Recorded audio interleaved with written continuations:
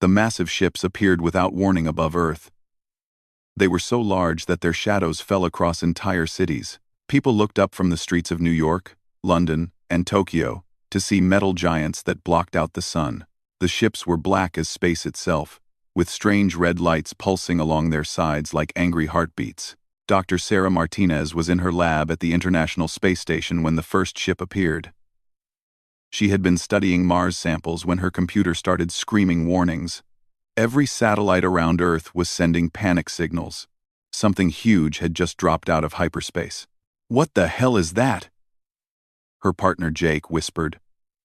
Floating next to the observation window, Sarah looked out and felt her breath catch.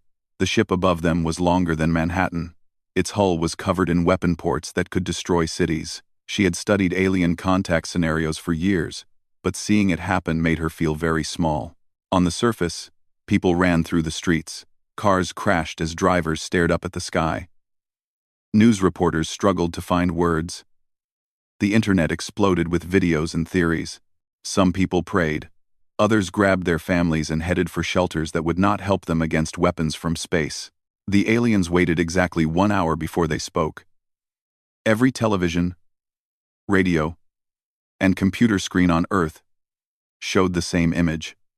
A tall figure in dark armor stood on what looked like a ship bridge. Its face was hidden behind a mask that looked like a skull made of metal. When it spoke, the voice was deep and cold.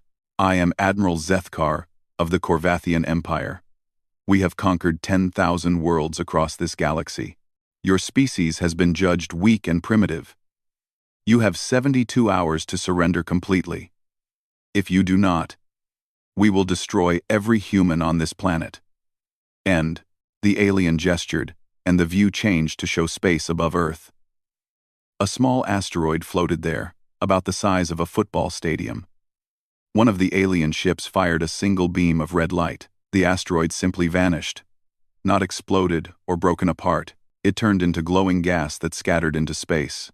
"This is what happens to those who resist the Empire," Admiral Zethkar continued. "Surrender now, and some of you may live as slaves. Refuse, and your world becomes dust. You have been warned." The message ended. Earth fell silent for exactly 3 minutes. Then the screaming started. President Williams called an emergency meeting of the World Council. Leaders from every nation gathered in the secure bunker beneath Geneva. The room buzzed with frightened voices in dozens of languages. General Harrison, the head of Earth Defense, looked pale as he read reports. "They have over 300 ships," he said. "Each one could destroy our entire fleet. We counted their weapons. They could glass the planet 10 times over." "What about our nuclear weapons?" asked the Chinese premier. "We fired a test missile at one of their smaller ships," General Harrison replied. "The warhead exploded harmlessly against their shields. They didn't even notice." The Brazilian president leaned forward. "So we have no choice but to surrender?" "That seems to be our only option," President Williams said sadly. "We cannot fight something this powerful." "Oh," the room filled with arguments. Some leaders wanted to surrender immediately. Others talked about dying with honor. A few suggested hiding in underground bunkers. None of the plans seemed good. Then Admiral Sarah Chen spoke up from the back of the room. She was old, with gray hair and scars from the Mars colonial wars. She had fought pirates in the asteroid belt and survived 3 different ship explosions. When she talked, people usually listened. "You're all missing something important," she said. President Williams turned to her. "What do you mean, Admiral?" Sarah walked to the front of the room. She looked at the screen showing the alien fleet above Earth. For a moment, nobody spoke. Then something strange happened. Sarah started to laugh. It was not a bitter laugh or a crazy laugh. It was the laugh of someone who had just heard a very funny joke. The sound echoed through the silent room. World leaders stared at her like she had lost her mind. "Admiral Chen," President Williams said carefully. "Are you feeling all right?" Sarah wiped tears from her eyes. "I'm sorry. It's just, they want us to surrender? After studying us for who knows how long, they think we'll just give up. They have superior technology and overwhelming numbers," the German chancellor said. "What choice do we have?" Sarah's smile grew wider. They clearly haven't done their homework on humans. Do you know what happened the last time someone told humans to surrender unconditionally? The room was quiet. It was Hitler in 1940. He had conquered most of Europe. He had better tanks, better planes, and more soldiers. London was burning every night. Everyone said Britain should surrender. You know what Churchill said? She paused and looked around the room. He said, "We shall never surrender." And you know what? Britain didn't. Even when they were alone. Even when they were bombed every night. Even when everyone said it was hopeless. They fought. And they won. General Harrison shook his head. This is different. These aliens are far more advanced than Nazi Germany. Are they? Sarah asked. They gave us 72 hours. Why? If they're so powerful, why not just destroy us immediately? The room fell silent as people thought about this. Because they want us to surrender, Sarah continued. They want us to give up without a fight. That tells me something important. They're afraid of fighting us. That's impossible. The Japanese Prime Minister said. They have ships that can destroy planets. Maybe, Sarah said. But they've never fought humans before. They've conquered civilized species who probably surrendered when they saw those big ships. They have no idea what humans do when we're backed into a corner. President Williams leaned forward. What are you suggesting, Admiral? Sarah's eyes gleamed with something that made several world leaders step back. It was the look of someone who had just realized they were going to enjoy what came next. I'm suggesting we do what humans do best, she said. We surprise them. We show them that sometimes the best response to an ultimatum is laughter, because if they think we're going to roll over and play dead, they're about to learn a very painful lesson about human nature. The room erupted in voices again, but this time they sounded different. Instead of fear, there was something else growing. Something that had made humans spread across their solar system despite every danger space could throw at them. Hope. And the kind of stubborn anger that had carried humanity through every disaster in their history. Admiral Zethkar watched from his flagship as the humans scurried around their planet like ants. His sensors detected massive communication traffic and increased military activity. Normal fear responses from a primitive species facing extinction. He had no idea that far below, in a bunker in Geneva, humanity was about to do something that would change galactic history forever. They were about to prove that some species simply don't know how to quit. The next morning, Earth looked like a planet going crazy. Every news channel showed the same scenes. Massive cargo ships taking off from every spaceport. Families loading into transport shuttles. Long lines of people waiting to board any ship that could carry them away from Earth. To the Corvathian fleet watching from space, it looked exactly like what they expected. Panic. Fear. A weak species, running away from superior force. Admiral Zethkar stood on his bridge, watching the displays that showed thousands of human ships leaving Earth. His officers made notes about human cowardice. This was exactly how conquered species always behaved. First, they panicked, then they begged, then they surrendered. Look at them run, Lieutenant Koss said with disgust. No honor. No courage. Just like all the others. At least they are not wasting our time with pointless resistance, Admiral Zethkar replied. Let them flee. When they realize there is nowhere to hide in our galaxy, they will return to grovel for mercy. What the aliens did not see was the truth. The evacuation was not panic. It was the largest and most complex military operation in human history. In the command center beneath Geneva, Admiral Chen watched dozens of screens showing ships leaving Earth. But these were not refugees running in terror. Every ship had a mission. Every person had a job. Every piece of cargo had been planned months ago. Transport Group 12 is clear of the moon, reported Captain Martinez from her station. They're carrying the entire MIT research library and 3 prototype fusion engines. Good, Admiral Chen replied. What about the Australian group? They're loading the last of the mineral processing equipment now. The mining corporations donated everything they had. General Harrison walked up to Admiral Chen. He looked worried. Sarah, this is insane. We're stripping the entire planet. Even if this plan works, we can never come back. Admiral Chen did not look away from her screens. Jim, humans lived on Earth for 200,000 years. But we've only been in space for about 60 years. Which version of humanity do you think is stronger? The one that stayed safe on one world? Or the one that spread to the stars? But this is our home. No, Admiral Chen said firmly. Humans don't have a home. We have family. And family is what we're saving. Around the world, the evacuation continued. But it was unlike any evacuation in history. Instead of just taking people, humans were taking everything. Entire factories were broken down and loaded into cargo ships. Museums shipped their treasures to the stars. Scientists packed up their laboratories. Artists took their studios. Even farmers loaded soil and seeds from every continent. The space elevators worked day and night, carrying impossible loads. When the elevators were full, humans used old rocket ships. When the rockets were busy, they used experimental spacecraft that barely worked. Some people even rode in cargo containers just to help move more equipment. Dr. Lisa Park stood in the genetics laboratory at Harvard University. Around her, teams of students carefully packed frozen samples into special containers. They had genetic material from every animal, plant, and microorganism on Earth. Are we really taking everything? One student asked. Everything, Dr. Park confirmed. Somewhere out there, we're going to rebuild. Not just human civilization, but Earth itself. When we find new worlds, they'll have oak trees, and dolphins, and butterflies. The aliens can have our planet, but they can't have our spirit. In Earth orbit, the scene looked like controlled chaos. Thousands of ships of every size and shape moved in careful patterns. Old luxury cruise ships carried families and their pets. Massive cargo haulers struggled under loads twice their normal capacity.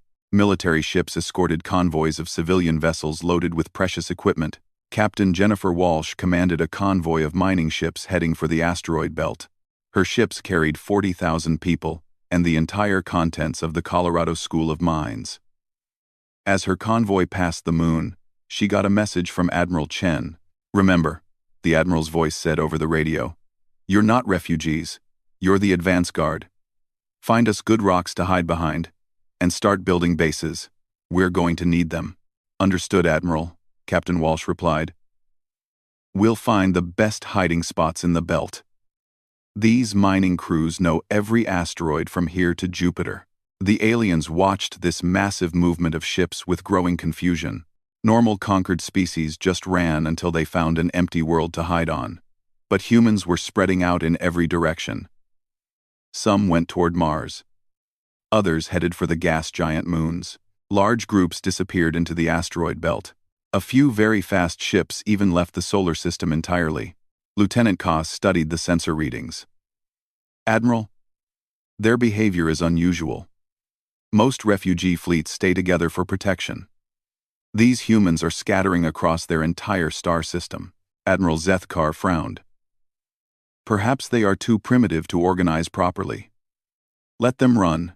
When we finish with their world, we will hunt them down one group at a time. What the aliens did not understand was that humans had learned something important during their short time in space. Unlike species that evolved on single worlds, humans had learned to survive in impossible places. They built cities in the frozen moons of Jupiter. They mined metals from the core of Mercury. They grew food in the vacuum of space using nothing but sunlight and human cleverness. Spreading out was not panic, it was strategy. On the second day, something strange happened. The human leaders agreed to meet with Admiral Zethkar. They said they wanted to discuss surrender terms.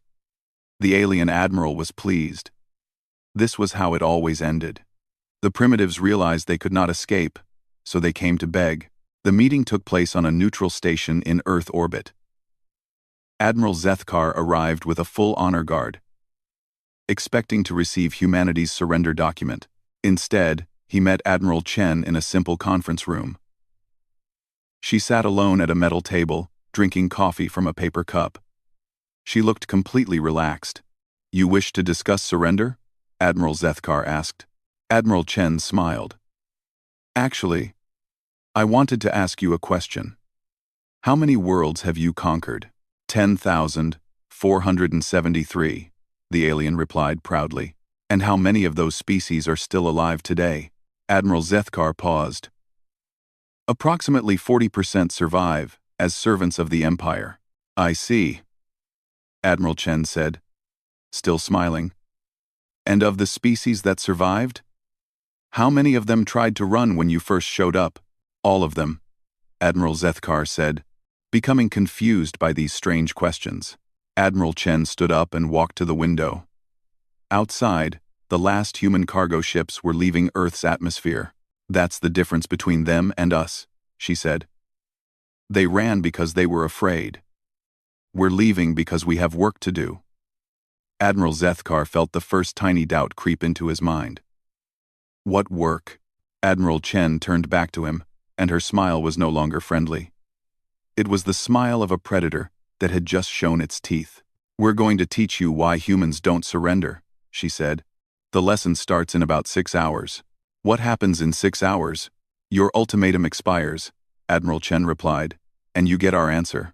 Admiral Zethkar returned to his flagship feeling troubled. Something about the human leader bothered him. She had not acted like other primitive species when facing defeat. They usually begged or cried or offered him treasures. Admiral Chen had seemed almost happy. 6 hours later, he learned why. The timer he had given humanity reached 0. Admiral Zethkar expected to receive their surrender message. Instead, every human communication satellite around Earth began broadcasting the same signal on every frequency. Admiral Chen's face appeared on his screen. Behind her stood representatives from every human nation. None of them looked afraid. Admiral Zethkar, she began. Thank you for the 72 hours. We used the time well. You demanded our surrender. But I'm afraid we must decline your offer. Admiral Zethkar felt anger rise in his chest. Then, your species will be destroyed. You're welcome to try, Admiral Chen replied. But first, let me explain something about humans. You see, we've been studying your empire for the past 3 days. We know you've conquered thousands of worlds by showing up and demanding surrender. It's worked well for you. But you made one small mistake. What mistake?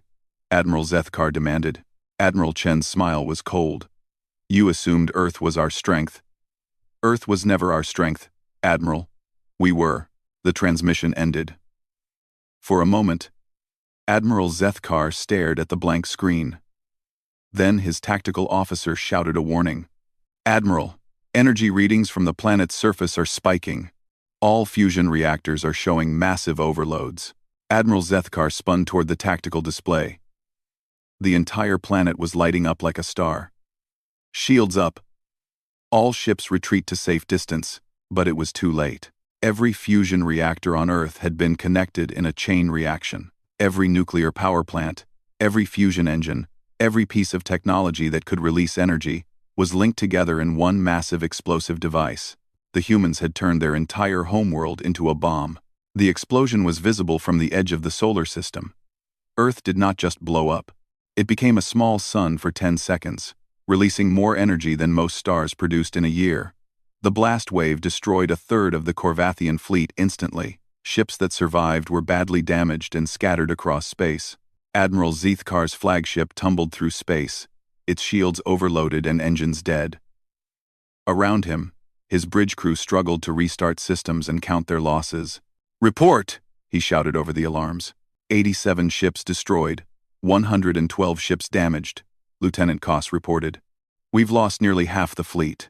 Admiral Zethkar could not believe it. In 3,000 years of conquest, no primitive species had ever inflicted such damage on the Empire. How did they coordinate such an explosion? Unknown, sir. Our intelligence reports indicated they lacked the technology for planet-wide energy coordination. Admiral Zethkar looked at the glowing cloud of gas that had once been Earth. Find the surviving humans. We will make them pay for this treachery. But finding the humans proved to be harder than expected. 6 months later, Captain Rosa Valdez sat in the command center of New Canberra Station, hidden deep inside an asteroid in the belt between Mars and Jupiter. Around her, screens showed the locations of dozens of human settlements scattered across the solar system. Report from the Titan Group, her communications officer announced. They've established 3 mining bases in Saturn's rings. The Corvathians can't find them in all that ice and rock. Aye. Good, Captain Valdez replied. What about the Mercury teams? They're building solar collectors inside the planet's core. The energy output is incredible, but the Corvathians don't know how to scan that deep into a planet. Captain Valdez nodded. Humans had learned something important during their expansion into space. They could live anywhere. While other species needed comfortable planets with perfect atmospheres and gentle gravity, humans adapted. They had thrived in the vacuum of space, the crushing pressure of gas giant moons, and the blazing heat near the sun. The Corvathians, meanwhile, were struggling. Their ships were designed for quick conquests of civilized worlds. They were not built for long searches through asteroid fields or deep space. Their soldiers wore heavy armor that worked well on planets, but was clumsy in zero gravity. Lieutenant Sarah Kim commanded a small human patrol ship called the Wasp. Her mission was to watch Corvathian search patterns and report back to the hidden bases. She floated in her ship near Europa, Jupiter's ice moon, when her sensors detected movement. 3 Corvathian destroyers approaching the moon, she reported over encrypted radio. They're scanning for human settlements. What the aliens found was a trap. The human base on Europa was not hidden inside the moon. It was the moon. Human engineers had spent months turning the entire ice ball into a weapon. When the Corvathian ships came close enough, Europa suddenly came alive. Massive engines built into the moon's core fired all at once. The entire moon accelerated like a bullet, slamming into the lead Corvathian ship at thousands of miles per hour. The impact created a light show that was visible from Earth's orbit. The other 2 alien ships tried to retreat, but they had flown into a carefully planned ambush. Human ships hidden in Jupiter's radiation belt attacked from 6 directions at once. The human vessels were small and fast, like angry wasps attacking elephants. They could not match the aliens' heavy weapons, but they did not need to. Lieutenant Kim smiled as she watched her torpedo slam into the second Corvathian ship's engine. The weapon was not powerful enough to destroy the alien vessel, but it did something worse. It knocked out their gravity generator. The alien ship started spinning out of control. Its crew, used to fighting in normal gravity, could not function when their ship tumbled through space. They crashed into Jupiter's atmosphere and burned up like a meteor. The third ship escaped, but barely. Its crew would report back to Admiral Zethkar with disturbing news. The humans were not just hiding. They were hunting.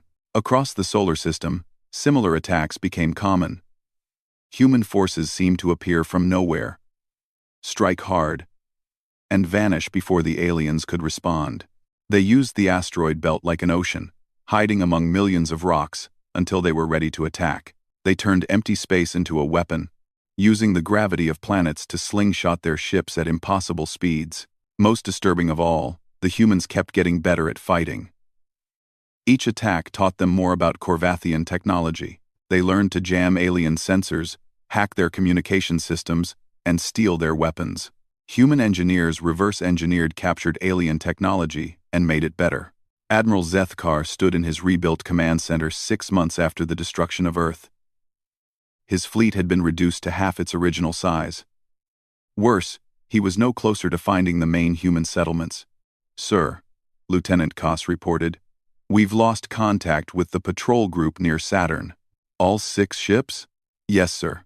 The last transmission mentioned something about the rings moving in strange patterns." Admiral Zethkar rubbed his temples. The humans had somehow learned to use Saturn's rings as cover for massive ships. Every time his forces went to investigate, they were ambushed by vessels that appeared and disappeared like ghosts. What news from the outer system? The patrol near Neptune reported unusual energy readings, but they vanished before they could investigate. Admiral Zethkar was beginning to understand that he faced a completely new type of enemy. Every other species the Empire had conquered fought like the Empire itself. Big fleets met in open space and the stronger force won. But humans fought like diseases, spreading through the galaxy and attacking wherever they were least expected. Worse, other conquered species were watching. If the mighty Corvathian Empire could not defeat one primitive species, what did that say about the Empire's power? For the first time in his long military career, Admiral Zethkar felt the cold touch of fear. The humans had laughed at his ultimatum. Now he was beginning to understand why. They had never intended to surrender. They had been preparing to fight a war unlike anything the galaxy had ever seen. And somehow, impossibly, they were winning. 2 years after the destruction of Earth, Admiral Zethkar faced something that had never happened in Corvathian history. His empire was shrinking.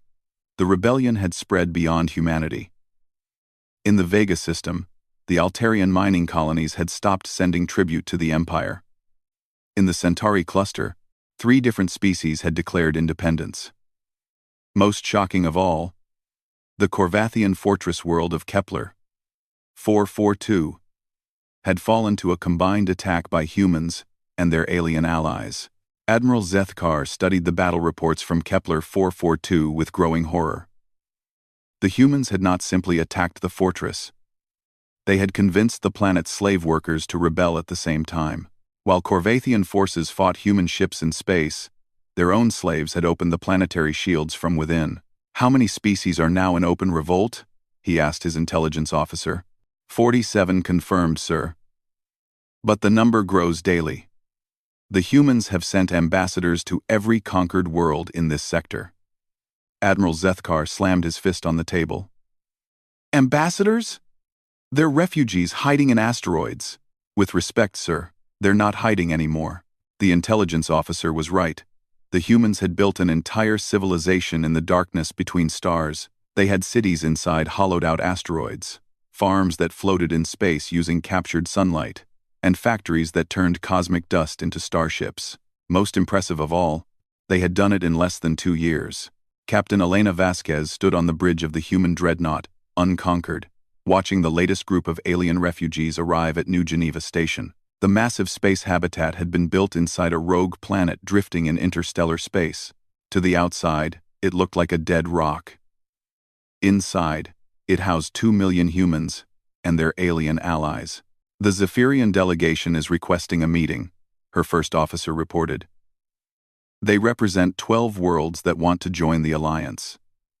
Captain Vasquez nodded. "Schedule them for tomorrow." "What's our fleet status?"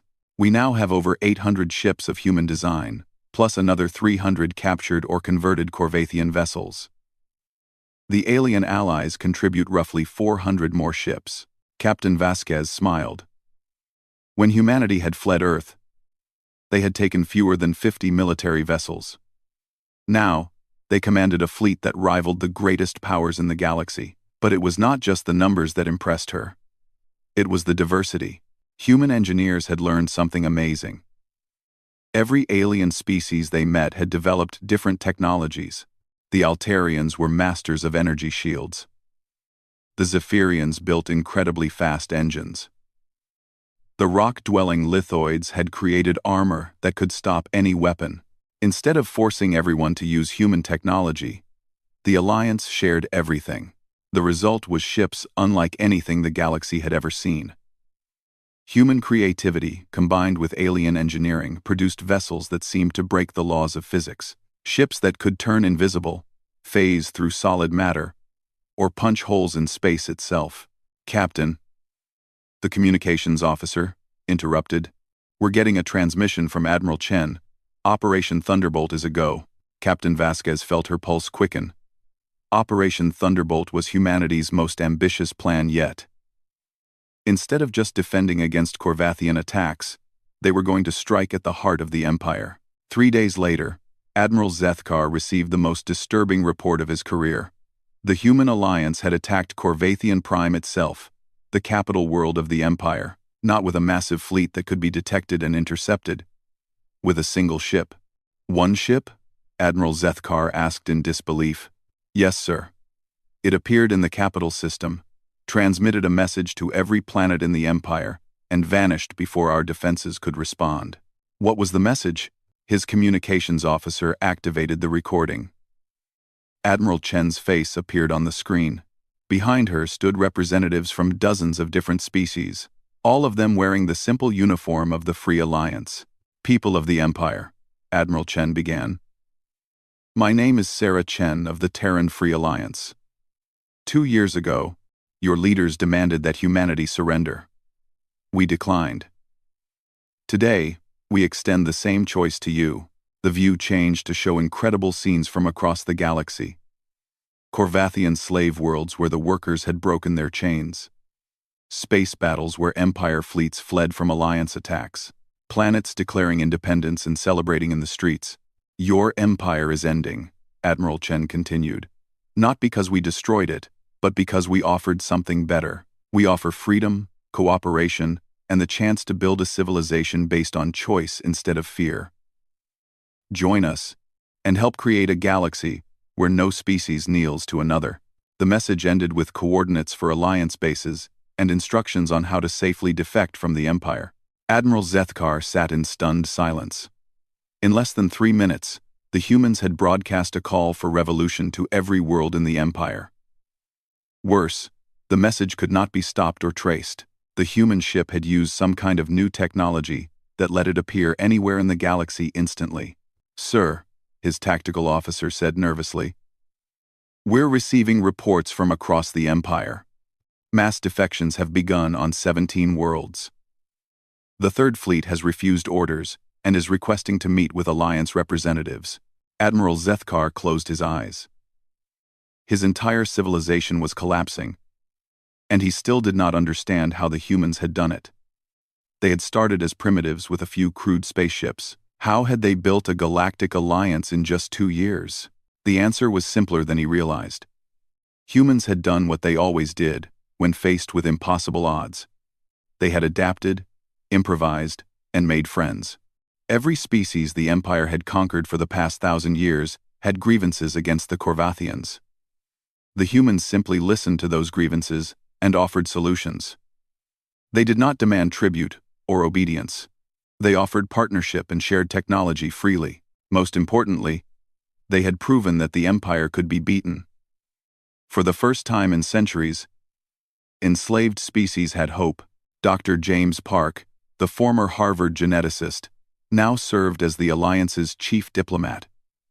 He floated in the Zero-Gravity Council chamber of New Geneva Station, addressing representatives from 43 different species. The Corvathian Third Fleet has agreed to our terms, he announced. They will surrender their ships and help evacuate the remaining slave worlds in the Outer Rim. The chamber erupted in cheers and songs from dozens of different species. Each victory brought more defections from the Empire. The snowball had become an avalanche. What news from the core worlds? Asked the Altarian representative. Intelligence reports that Emperor Vorthak has called for a great gathering. Every remaining loyal fleet is being recalled to the capital system. The chamber fell quiet. Everyone knew what that meant. The Empire was preparing for one final battle. Every ship, every weapon, every loyal soldier would be gathered in one place for a last, desperate stand. How many ships will they have? Asked the Zephyrian ambassador. Dr. Park consulted his tablet. Our best estimate is 60,000 vessels. Everything the Empire has left. Several representatives looked worried. The Alliance fleet was powerful, but they had fewer than 2,000 ships total. 60,000 Empire vessels seemed impossible to defeat, but Dr. Park smiled. Don't worry. We're not planning to fight them ship to ship. Admiral Chen has a better idea. What idea? Several voices asked at once. Dr. Park's smile grew wider. We're going to give them exactly the kind of battle they expect. A final showdown between two great fleets. Winner takes all. Cool. That sounds like suicide, the lithoid representative observed. It would be. Dr. Park agreed. If we were planning to fight fair. But as Admiral Chen likes to say, humans don't fight fair. We fight to win. 2 months later, the greatest fleet in galactic history gathered in the Corvathian home system. 60,000 ships in perfect formation, representing the last strength of an empire that had ruled for millennia. At their head flew Admiral Zethkar's massive flagship, the Eternal Dominion. He stood on his bridge, looking at displays that showed his assembled fleet. It was magnificent and terrible. A demonstration of raw power that should have convinced any enemy to surrender. But he had learned enough about humans to know they would not surrender. They would come. They would fight. And somehow, impossibly, they might even win. For the first time in his long life, Admiral Zethkar wished his enemies had simply surrendered when he first asked. The Kepler Nebula had been dead space for 1,000,000 years. Ancient stars had exploded there long ago, leaving behind clouds of gas, twisted gravity, and the scattered remains of solar systems.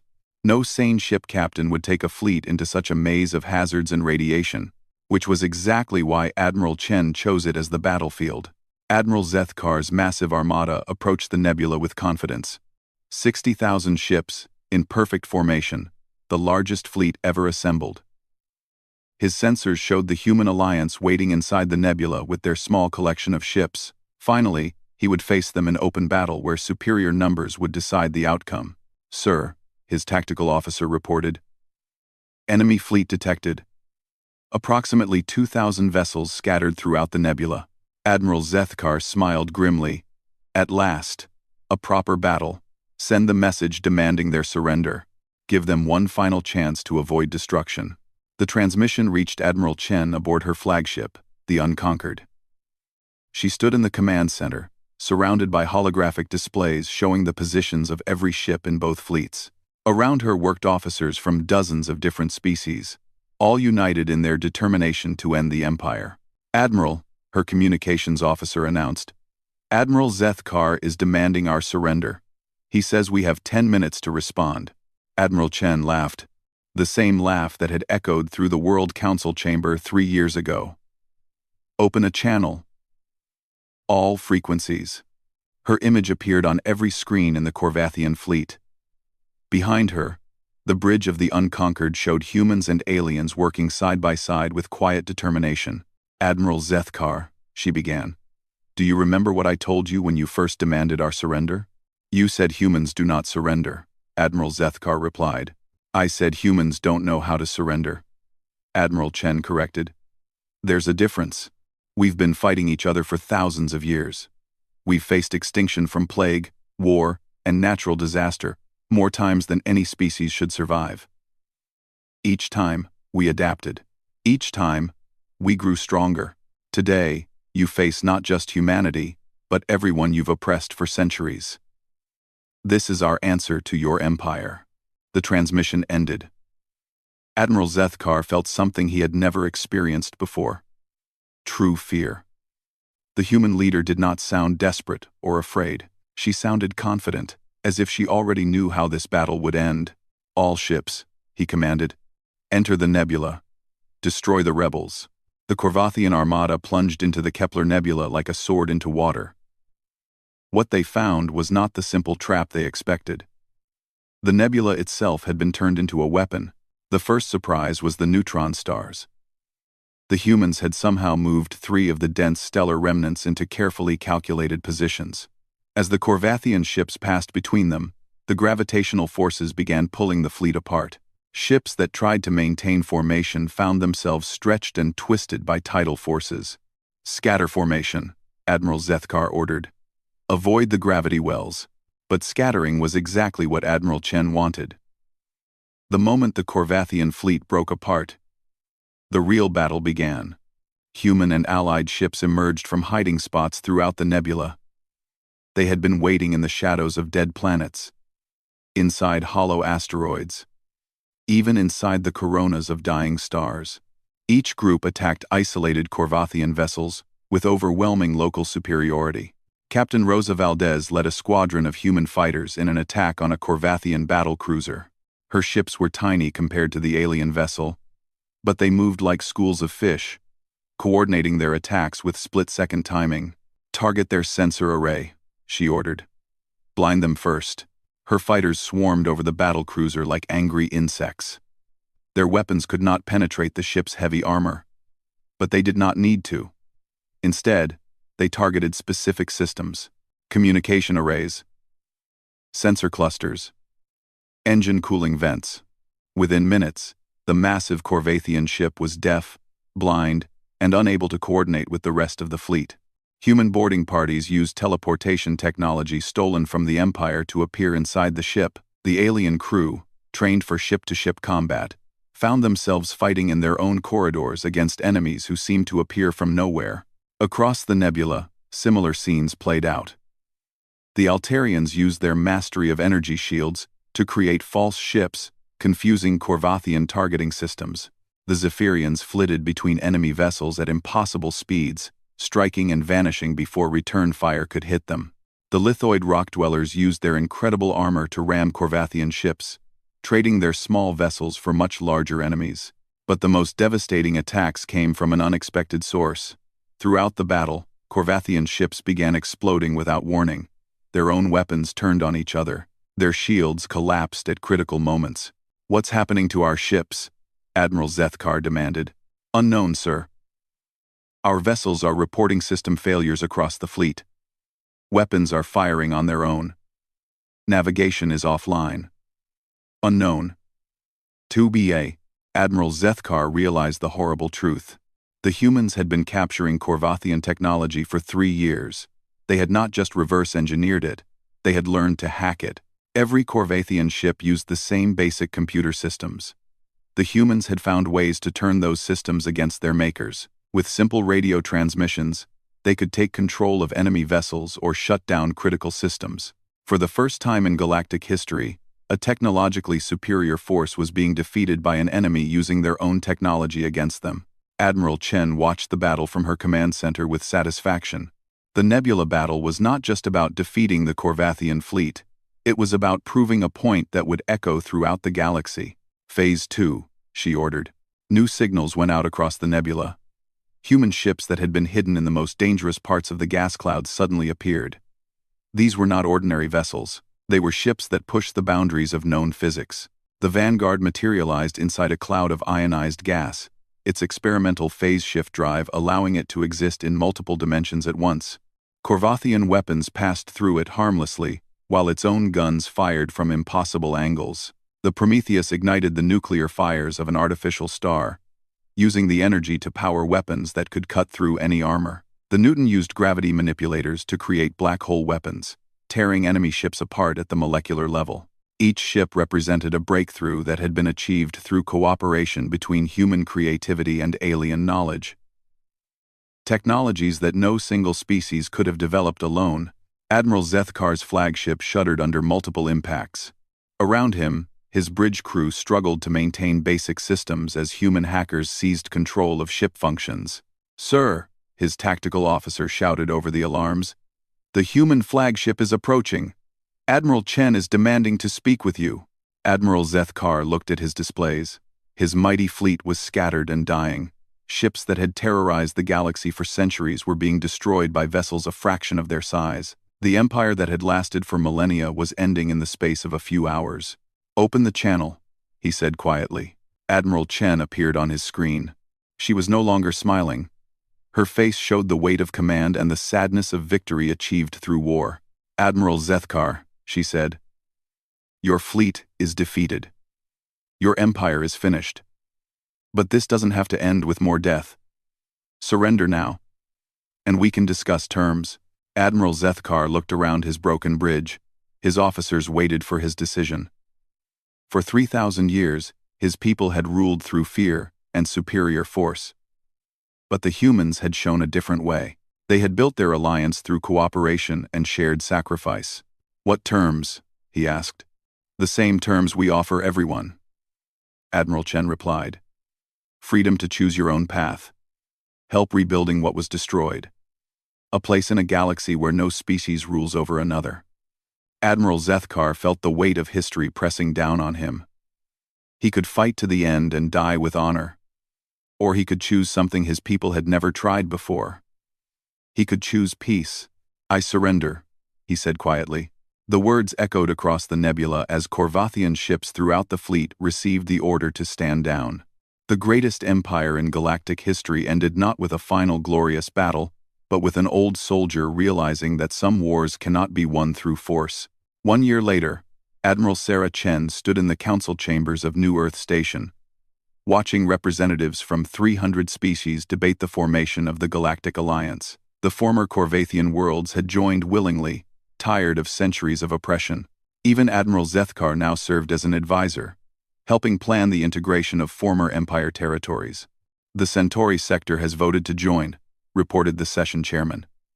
That makes unanimous approval for the Alliance Charter. The chamber erupted in celebration.